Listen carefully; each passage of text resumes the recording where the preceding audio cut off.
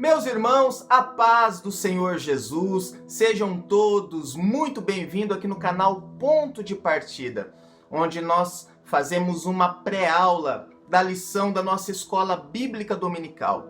E desta feita chegamos na lição de número 5. Nesse trimestre estamos estudando o Sermão da Montanha. E hoje vamos falar sobre a justiça moral e a ética do reino de Deus. Vamos falar bastante sobre a lei, os conceitos da lei, o que significava a lei, quem são os fariseus, quem são os escribas. Então continue conosco aí que eu tenho certeza que esta pré-aula será de muita valia para todos nós. Você que pode, curva sua cabeça, vamos orar.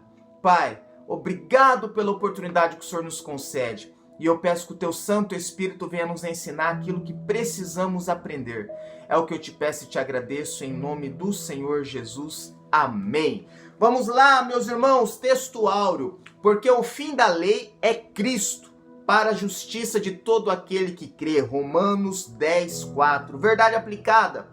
O que distingue o autêntico discípulo de Cristo é um viver que expressa em todas as dimensões a mudança interior, operada pelo Espírito Santo. É a palavra de Deus, é o Espírito Santo que muda o homem, é o Espírito Santo que traz a transformação, é o Espírito Santo que gera em nós um novo homem, deixando o velho homem para trás, as velhas práticas, os velhos costumes, os velhos valores, os princípios que regiam a nossa vida.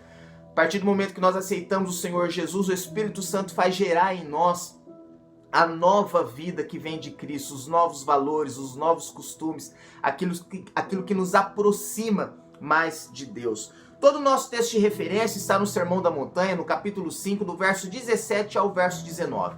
Então vamos entender um pouquinho, meus irmãos, o significado do título desta nossa lição, que é a lição de número 5. A justiça moral e ética do reino de Deus. O que é a justiça? Justiça é aquilo que é justo, aquilo que não pende para nenhuma das partes, aquilo que é imparcial, aquilo que é decidido e não a balança fica equilibrada. Isso é o conceito de justiça. É uma determinação que ela é definida e não pende para nenhum lado, ela é imparcial, ela é justa. O que significa moral? O conceito de moral, meus irmãos, nós podemos trazer para os usos e costumes, aquilo que define o agir do ser humano. E já a ética são os valores e os princípios que orienta e exorta o comportamento humano. A diferença entre valores e entre moral e ética é que a moral são os usos e os costumes. Já a ética são os princípios e os valores que nos exorta, que exorta o comportamento humano, que orienta o comportamento humano. Então nós vamos falar um pouquinho sobre a moral e a ética do reino de Deus. E para entrar neste assunto, já entendemos um pouquinho o significado aqui de moral, de ética e de justiça. Então vamos para a lição, falar sobre a lei. Tópico 1. Entendendo os preceitos da lei. Jesus afirmou que a lei é tão importante que nem sequer o menor detalhe escrito deixará de se cumprir. Meus irmãos, antes de nós falarmos um pouquinho sobre a lei, nós temos que ter em mente que a lei, ela é para os judeus. A lei é exclusiva para os judeus. Nós estamos na época da graça, ou seja, para nós, os gentios, nós que somos a noiva de Cristo, não o povo de Deus. O povo de Deus é o povo judeu. Eles ainda seguem as leis. Lembra lá das leis que foi dada por Moisés, lá no Antigo Testamento, enquanto eles estavam no deserto, que foi os 10 mandamentos. E o interessante é que Moisés, ele escreveu, Deus disse para Moisés escrever os 10 mandamentos. A partir destes 10 mandamentos, hoje existe aproximadamente 613 preceitos incluídos dentro da lei. E aí nós vamos entender a origem, como que surgiu, sendo que os mandamentos são só 10. Então como que existe aproximadamente 613 leis dentro do costume judaico, para os judeus, dentro do judaísmo. Então, recapitulando, nós estamos na época da graça. A lei é exclusivamente para o povo judeu, mas nós devemos seguir os princípios e valores que o Senhor Jesus deixou para nós. Tópico 1.1. O que é uma lei e para que ela serve? As leis foram criadas para organizar a sociedade e, por consequência, a civilização, estabelecendo o que cada indivíduo poderia ou não fazer. Eram as leis que determinavam o que era certo e o que era errado. Romanos 3:20. Por isso que Deus entregou para Moisés os 10 mandamentos, tendo aí o início das leis. O povo tinha saído do Egito. Lembra que o povo estava em escravidão aproximadamente 490 anos? Então o povo sai do Egito, ele sai com os costumes do Egito, ele sai com os valores do Egito, aquilo que eles tinham aprendido de geração em geração, até mesmo porque a mente daqueles, aproximadamente mais de 3 milhões de pessoas que saiu do Egito seguindo a Moisés, eles ainda estavam presos aos costumes, valores do Egito. Então, para ser o povo de Deus agora, o povo liberto, o povo que estava destinado a chegar em Canaã, Deus entregou para Moisés os 10 mandamentos, para a partir desses 10 mandamentos serem criadas as leis. Foi aí que iniciou. Então, qual que é o significado da lei, o intuito da lei? Mostrar uma direção, mostrar o que é certo e o que é errado. A partir da lei que nós temos um conhecimento daquilo que agrada a Deus. Foi a partir da lei, dos 10 mandamentos que Moisés entregou para o povo, que o povo começou a ter um relacionamento com Deus. Um relacionamento assim, para aprender um pouco mais daquilo que agradava a Deus, dos princípios, dos valores, do que Deus quer para o seu povo. Preceitos são aquilo que é recomendado, são os ensinos, os preceitos da lei, o que a lei ensina, qual o ensinamento da lei, o que a lei recomenda. Vamos lá, tópico 1.2, o caráter fundamental da lei divina. Foi mediante a revelação da lei que a humanidade teve um conhecimento mais ampliado acerca da santidade de Deus. Levítico 19:2 e o verso 27. Então, a partir da lei, o que eu acabei de comentar, a partir da lei que as pessoas, os povos, aqueles que saíram do Egito, começaram a se relacionar, a buscar a santidade, para ter um bom relacionamento com Deus, um conhecimento mais ampliado acerca do que Deus queria, de como se relacionar com Deus, do que Deus queria para o seu povo. 1.3, as exigências da lei. A lei continha uma absoluta exigência, de modo que se alguém guardasse toda a lei, mas violasse um mínimo ponto, pela lei era culpado e deveria ser sentenciado. Tiago 2:10.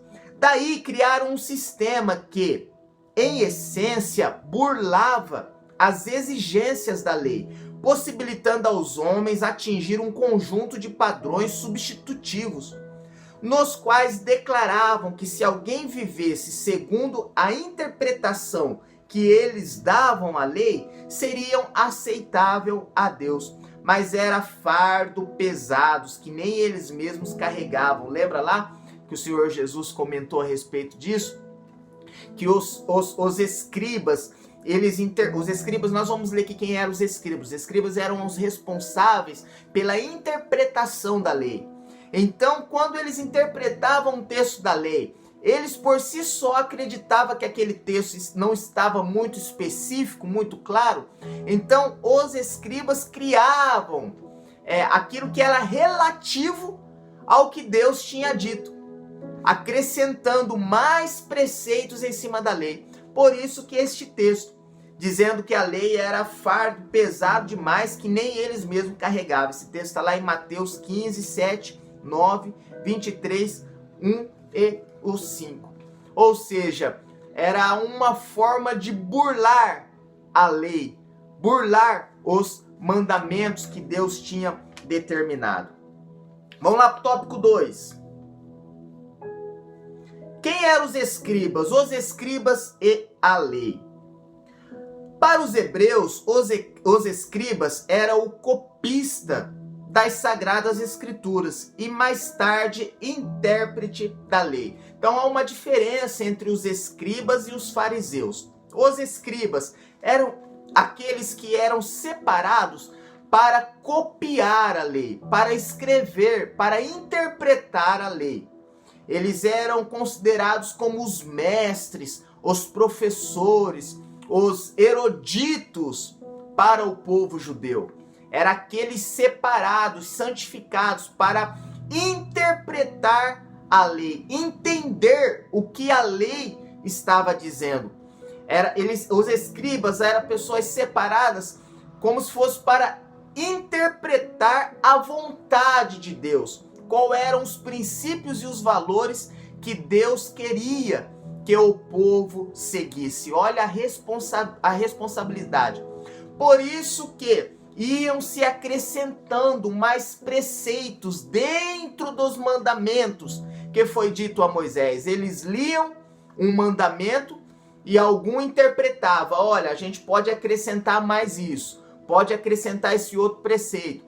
Pode acrescentar mais essa outra coisa. Um acordava de repente num dia lá e lia aquela lei e falava, olha, esse outro mandamento, esse outro preceito cabe dentro dessa lei também. Então vamos inseri-la. A ponto do fardo ficar pesado demais.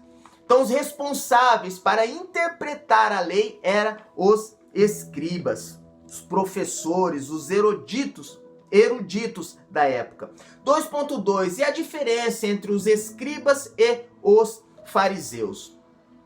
Os fariseus se encarregavam de representar a nação. Os escribas eram os intelectuais, os encarregados dos serviços da secretaria. E os fariseus conheciam a lei e se encarregavam da instrução oral.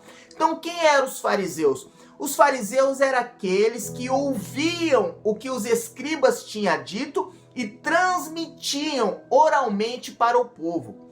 Tendo em vista que os mandamentos, os costumes, os princípios, eles eram transmitidos oralmente. Eram transmitidos de pai para filho, os sacerdotes nas sinagogas, os rabinos nas sinagogas, eram transmitidos oralmente a lei e os mandamentos.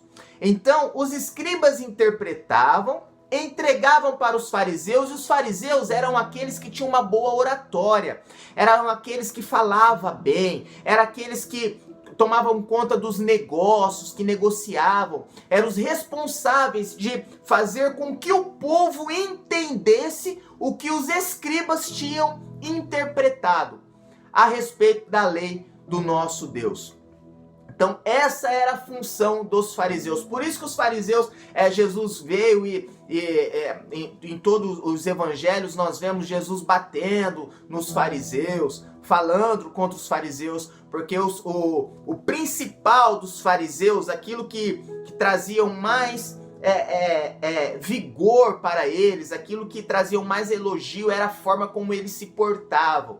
Então eles se preocupavam muito com a aparência, com a dicção, em falar corretamente, e o poder da oratória, em convencer as pessoas a acreditarem naquilo que eles estavam dizendo.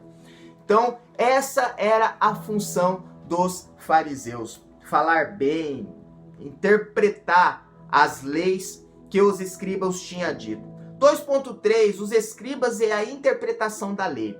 Eles, durante muitas gerações, transmitiram a lei de maneira oral, o que eu acabei de comentar.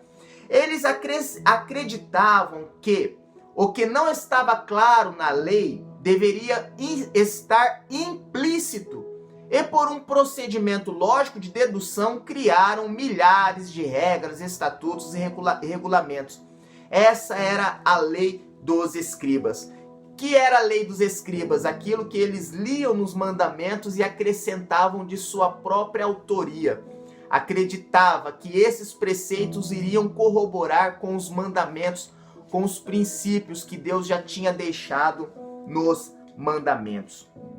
Tópico 3. Jesus Cristo e o cumprimento da lei.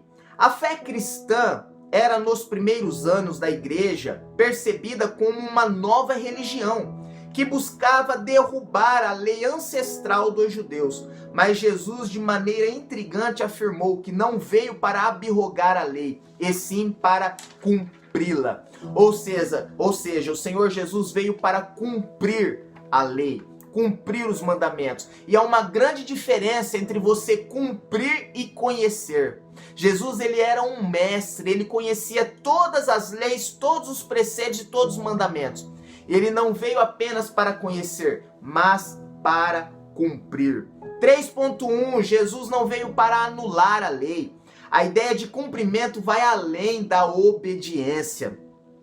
Tópico 3.3, a justiça do reino. Os escribas e os fariseus eram as pessoas mais importantes da sociedade judaica e, portanto, Jesus estava dizendo que a nossa justiça deve exceder a deles. Como exceder a justiça dos fariseus e dos escribas? Lembra que os fariseus, eles davam muita importância à aparência, aquilo que era dito para fora, como as pessoas olhavam eles. Isso era o mais importante. E a única maneira de você exceder a justiça dele é você não se importar apenas com o exterior, mas com aquilo que realmente vem do coração.